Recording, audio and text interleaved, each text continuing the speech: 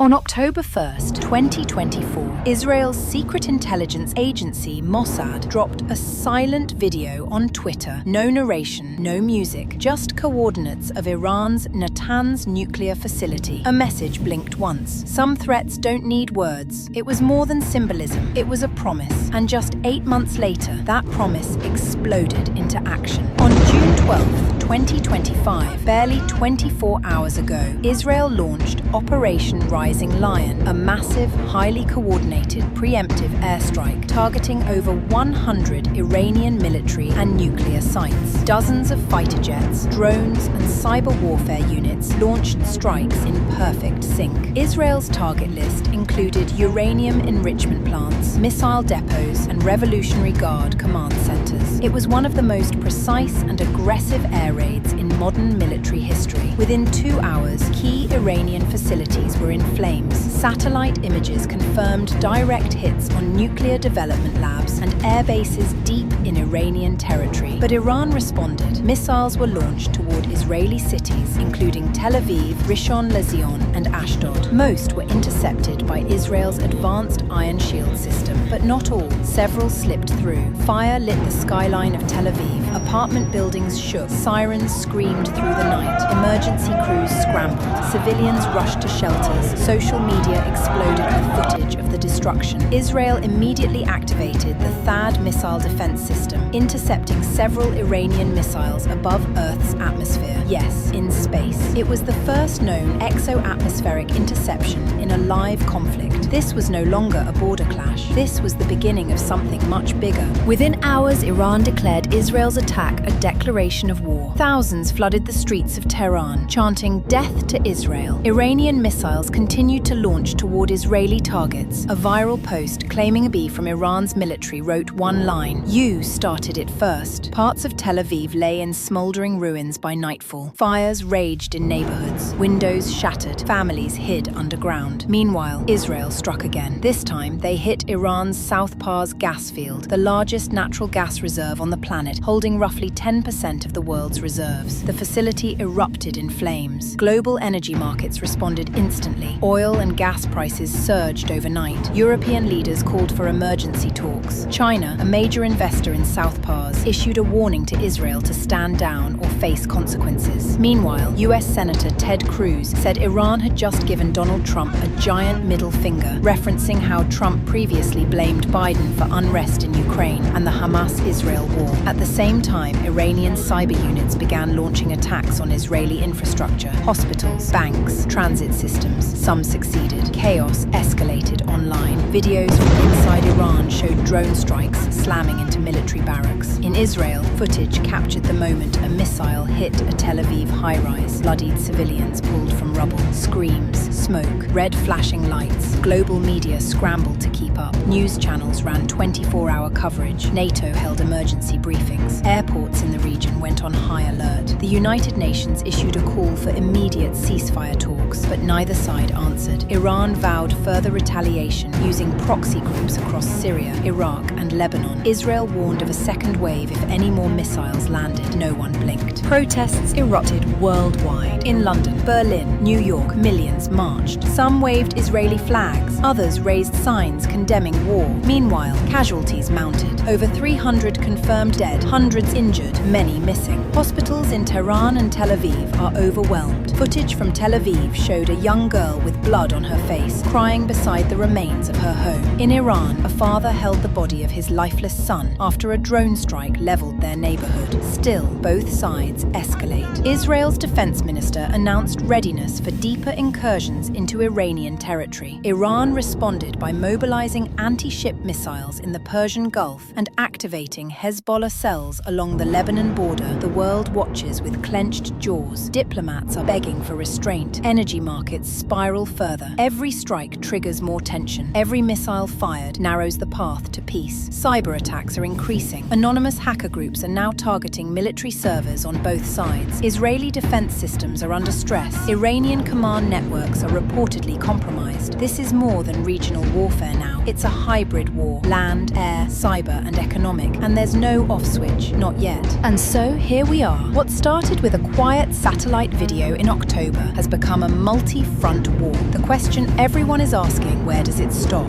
Iran has threatened to unleash hypersonic missiles. Israeli alarms now warn citizens to expect new waves of attacks by 5 a.m. Israel is preparing reserve forces. Iran is reportedly transporting weapons into Syria. The skies over the Middle East are filling with drones and satellite surveillance. The United States has positioned carrier strike groups off the Mediterranean coast. Russia and China are monitoring the situation closely. Peace is not just unlikely, it feels impossible. Both sides believe they are in the right. Both sides say the other struck first. Civilians are paying the price. Nations are choosing sides. And the world once again finds itself on the edge of something much darker. Some ask, is this payback for Gaza? Is this the boiling point of decades of failed diplomacy? Or is this simply war with no logic, no limits, no exit? One thing is clear. What began as a shadow warning is now a blazing inferno, and no one knows who, if anyone, will stop it before it burns out of control.